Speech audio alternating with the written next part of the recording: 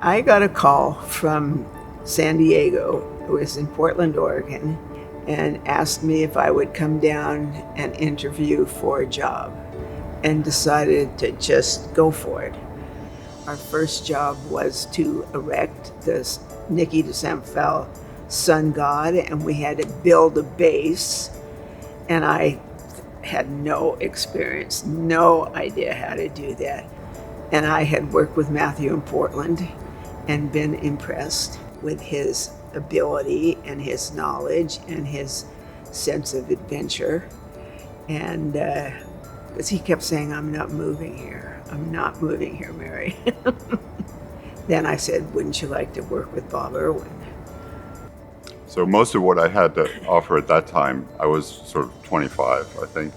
And most of what I had to offer was not knowledge or experience, but a sense of adventure. And for me, Niki de Saint Phalle was a real adventure. Niki was this wonderful revelation. And so was Bob Irwin. And they couldn't have been more different. Those two works were a great start. Niki de Saint Phalle really came from Marn and Jim de Silva.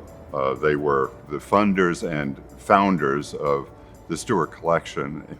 I was left to sort of pick the spot. I had found somebody to build the pedestal, the arch-shaped pedestal with me. On that mound, where exactly was it going to go? Was it going to, there wasn't really a center to the thing. And so I was sitting there pondering it, and there was this beautiful young couple who came up. The woman had a parrot on her shoulder, and they sat down, and she took the parrot off her shoulder and put it down. And I just kind of sat there observing that. And as soon as they got up, I put a stake in that spot. So that ended up being the center of the location of it.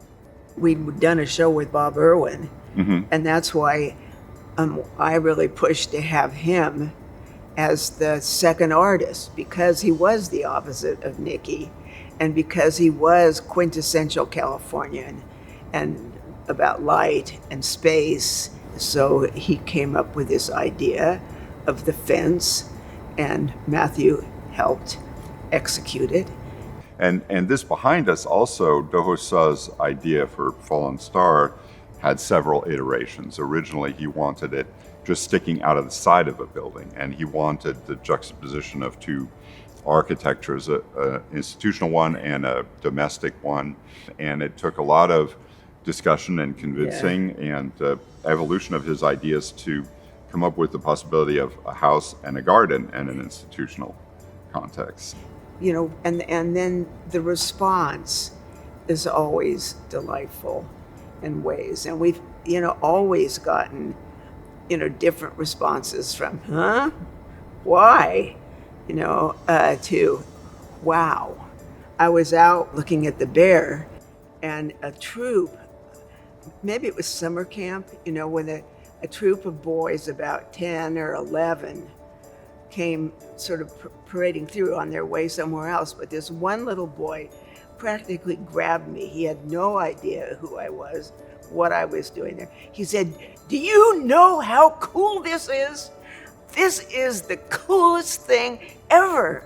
And I thought, oh, you made my day, I think a lot of people would say that, explain it, or what's it about, so I can kind of put it into a mental kind of drawer. And in a place like this that is so relentlessly explaining things all the time because it's a university, and I think it's really important to have things that are inexplicable, that are in some way just a mystery and a continuing mystery, no matter how much you try to explain them.